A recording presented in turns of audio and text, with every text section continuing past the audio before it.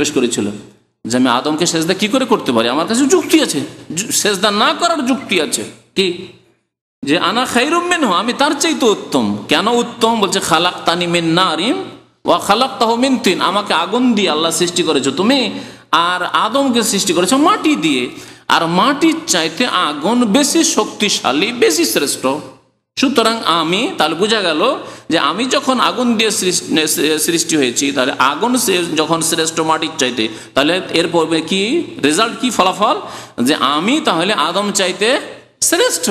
সুতরাং শ্রেষ্ঠ কি করে ওই ব্যক্তিকে সেজদা করতে পারে যে শ্রেষ্ঠ নয়, যে তার চাইতে নিম্নমানের, নিম্ন স্তরের। আউয়ালু মান কাসা ইবলিস। তো এইরকম কেয়াস যদি কেউ করে, যে কোরআন হাদিস বিরোধী কেয়াস, যেমন বহু মাসলা মাসাইলে ফিকহের কিতাবগুলিতে রয়েছে মযহাবপন্থীদের, সেগুলি হচ্ছে শয়তানি কেয়াস, ইবলি কেয়াস। এই জন্য মযহাবের সমস্ত কথা মেনে নেওয়া গুমরাহি, কারণ সেগুলি হচ্ছে মানুষের মত। মানুষের মতের মধ্যে যেগুলি ভুল আছে অবশ্যই ছেড়ে দেওয়া ফরজ, আর যেগুলি সহি কথা, আল্লাহ রসুলের কথাই বলেছেন ইমাম আবু হানিফা, শাফি, মালিক, আহমদ, সেগুলি অবশ্যই নেওয়া ফরজ, কারণ সেগুলি তাদের মন গড়া কথা নেই, আল্লাহ রসুলের কথা। বুঝতে পারছেন তো আশা করি? তাহলে তাদের কথা, আইম্মায়ে কেরামদের কথা, মযহাবের কথা, যেগুলি আল্লাহ এবং রসুলের কথার অনুকূলে, সেগুলি অবশ্যই নেওয়া জরুরি।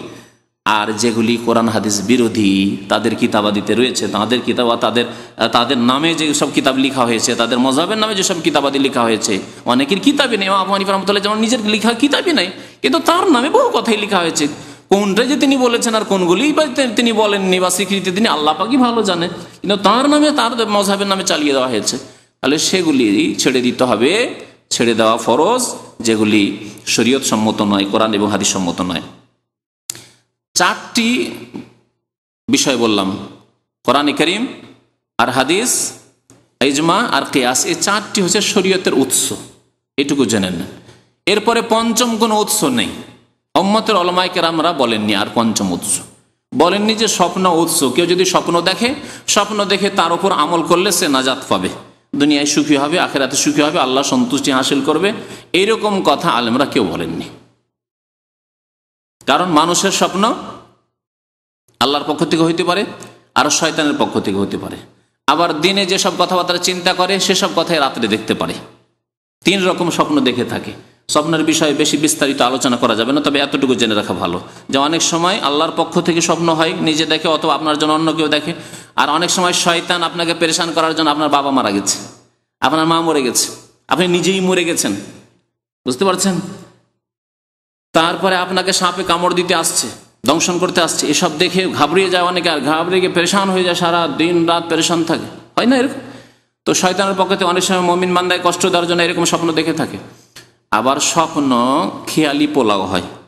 খেয়ালি পোলাও মানে সারাদিন কোনো মেয়ের খেয়াল করেছেন, বিয়ে শাদী করতে যাবে না, আমার গ্রামে একটা মেয়ে আছে, কলেজে পড়ে, ওই মেয়েটার পিছনে সব সারাদিন ওই চিন্তা করতে আছে, রাত্রে ওই মেয়েটাকে দেখছেন, দেখবেন না? তো সারাদিন চিন্তা করে তো রাত্রে দেখবেনি। বলছি তাহলে আল্লাহর পক্ষ থেকে মেয়েটাকে যখন রাত্রে দেখছি, তাহলে আল্লাহর পক্ষ থেকে নাকি? না, আল্লাহর পক্ষ থেকে না, সারাদিন ওই খেয়াল করেছেন, সেই জন্য দেখছেন আপনি। দিনে যেসব নেশা করবেন বারবার করে, আপনি যেদিকে আপনার ধ্যান যাবে, মন যাবে, সেসব কথা রাত্রে আপনি ঘুমে দেখবেন। এটা হচ্ছে মানুষের স্বভাব। স্বপ্নে এরকম দেখা যায়। যে কোনো ধ্যান, টাকা পয়সার জন্য যদি করেন তাই দেখবেন। কারোর সাথে লড়াই ঝগড়া করেছেন বা টেনশন আছেন, রাত্রে দেখবেন যে তার সাথে মারামারি চলছে। দেখেন ওইরকম অনেক সময় এইরকম ঘটনা, একজন এইরকম হয়েছে, টেনশন চলছিল, একই জায়গায় চাকরি করে, টেনশন চলে, আর রাত্রে তাকে বিকট আকারে দেখে, আর দেখেতে এসে ভয় পেয়ে যায়। দিনে একটু টেনশন চলে, ঝগড়া হয়, দ্বন্দ্ব হয়, আর রাত্রেও তাকে দেখে এমন যে তাকে মারতে আসছে, দেখে আরো ঘাবড়িয়ে যায়। তো বলবেন যে এটা আল্লাহর পক্ষ থেকে নাকি? না, সব আপনি রাত্রে, দিনে খেয়াল করছেন, রাত্রে ওইসব দেখছেন।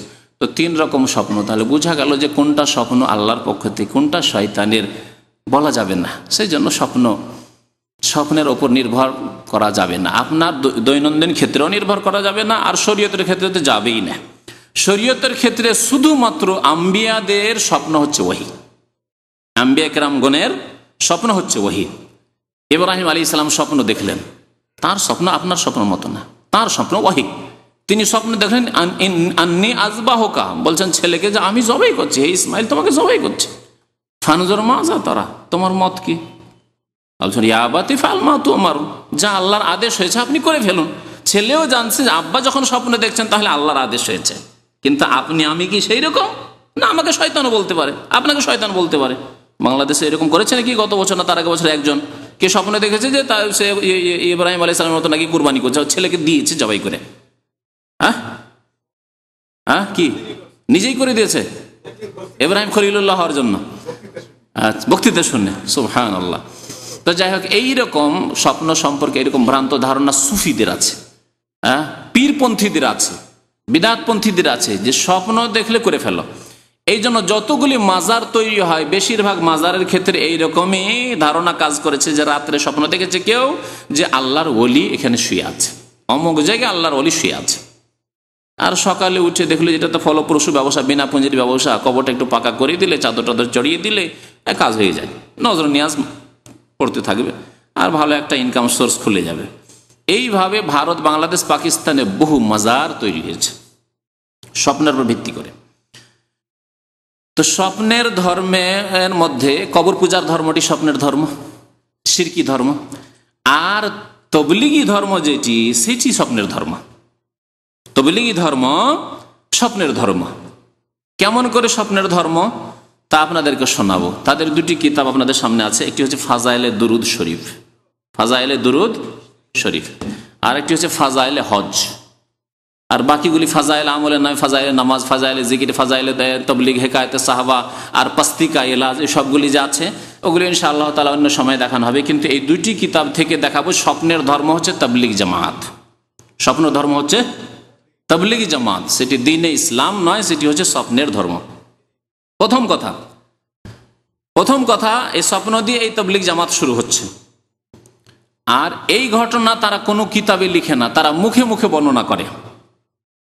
যারাই চিল্লা যায় তাদেরকে এই ঘটনা শোনানো হয় যে আমরা এই তবলিগ কোত্থেকে পেয়েছি জানেন? এই তবলিগ সরাসরি রাসূলুল্লাহ সাল্লাল্লাহু আলাইহি ওয়াসাল্লাম আমাদেরকে দিয়েছেন। এই বয়ান করা হয় তাদের বয়ানগুলিতে। কেমনভাবে দিয়েছেন? তারা বলে থাকে যে ইলিয়াস সাহেব মদিনা মুনাওয়ারায় ছিলেন, মসজিদে নববীতে জাগ্রত অবস্থায়, আবার কেউ কেউ বয়ান করে জাগ্রত অবস্থায়, আর কেউ বলে যে তিনি নিদ্রার অবস্থায় ছিলেন, স্বপ্ন যোগে পেয়েছেন, আর কেউ বলে জাগ্রত অবস্থায়। কারণ এই সুফিদের নিকটে, বিদআতপন্থীদের নিকটে নবী নাকি শুধু নিদ্রাই নয়, স্বপ্নে নয়, জাগ্রত অবস্থায় এসে তাদের সাথে কথাবার্তা বলেন, এইরকম ধারণাও তাদের আছে। এই জন্য তাদের দুইটি বর্ণনা আছে। কেউ বলে জাগ্রত অবস্থায় আল্লাহ নবী এসে সাক্ষাৎ করেন, আল্লাহ নবীর সাথে মোলাকাত হয়ে যায়, আর কেউ কেউ বলে যেন স্বপ্ন যোগে নবী সাল্লাল্লাহু আলাইহি সাল্লামকে দেখেন ইলিয়াস সাহেব। নবী সাল্লাল্লাহু আলাইহি সাল্লাম উঠে চলে এসেছেন ইলিয়াস সাহেবের কাছে মসজিদে নববীতে, এসে বলছেন, ইলিয়াস তুমি এখানে কেন ঘুমাও? তুমি এত গাফিলতিতে আছো, আর ভারতের অবস্থা কি হচ্ছে? হিন্দুরা বিস্তার লাভ করলো, আর যারা মুসলিম আছে তারাও মুরতাদ হয়ে যাচ্ছে, আর সব বেনামাজি হয়ে যাচ্ছে, বেদিন হয়ে যাচ্ছে, দিন নেই, ধর্ম নেই, পর্দা নেই, কিচ্ছু নেই। কি করছো এখানে বসে বসে? যাও তুমি, আমার আদেশে তুমি যাও ওই ভারতে। আর বিশেষ করে ভারতের ওই গ্রামের নাম নিয়ে নাকি নবী সাল্লাল্লাহু আলাইহি ওয়াসাল্লাম বলেছেন, যেই গ্রাম থেকে সারা পৃথিবীর প্রথম তবলিগ আজকে থেকে ৬০-৬৫ বছর আগে শুরু হয়, সেই গ্রামের নাম হচ্ছে মেওয়াত। গ্রামের নাম হচ্ছে মেওয়াত। তাদের কিতাবাদের ভূমিকাতে পাবেন। মেওয়াত এই গ্রামটি হচ্ছে হরিয়ানার একটি গ্রাম, যেখান থেকে প্রথম ইলিয়াস সাহেব তবলিগ শুরু করেন। এই তবলিগ জামাতের চিল্লা প্রথম ওইখান থেকে শুরু হয়। যা ওই মেওয়াতে হয়েছিল, কিছু লোক, রহস্যের কথা, কিছু লোক এই মযহাবপন্থী, তারা হানাফি ছিল, সেখান থেকে কোরআন হাদিসের অনুসারী হয়ে গেছিল, আহলে হাদিস হয়ে গেছিল, যার ফলে তাদের মাথার ব্যথা। এই জন্য বলা হচ্ছে তবলিগ জামাত ইসলামের তবলিগ নয়, দুটি জিনিসের তবলিগ। এক হচ্ছে মযহাবের তবলিগ, যে মুসলিমকে হানাফি বানাইতে হবে, আর দ্বিতীয় হচ্ছে সুফিবাদের তবলিগ, যে তাদেরকে সুফি বানাইতে হবে, অর্থাৎ নকশবন্দি, চিস্তি, কাদেরি, সাহারওয়ার্দী এসব বানাইতে হবে। জি, এসব সিলসিলা তরিকতে জোড়াতে হবে, তরিকতে ফিরিয়ে নিয়ে আসতে হবে। মাথা খারাপ হয়ে গেল যে আরে বাপরে, মযহাব থেকে বেরিয়ে যাচ্ছে, তাহলে তো এইভাবে যদি এইরকম মন মানসিকতা মানুষের তৈরি হয়ে যায় যে কোরআন হাদিস আল্লাহ রসুলের কথা মানবো, তাহলে তো ঠেকানো যাবে না। কারণ এই এমন একটা কি আকর্ষণ, আল্লাহ এবং রসুলের আকর্ষণ, কেউ যদি জেনে যায় যে সরাসরি আল্লাহ রসুলের অনুসরণ করে কেন ভায়া ধরবো, এই যুক্তি যদি বুঝায়, তাহলে আর ঠেকাতে পারবে না কোনো শক্তি তাদের। তখন এই স্বপ্নের মিথ্যা কথা তারা রচনা করে চলে গেল ভারতে, মেওয়াত থেকে তারা তবলিগের সিলসিলা শুরু করলো।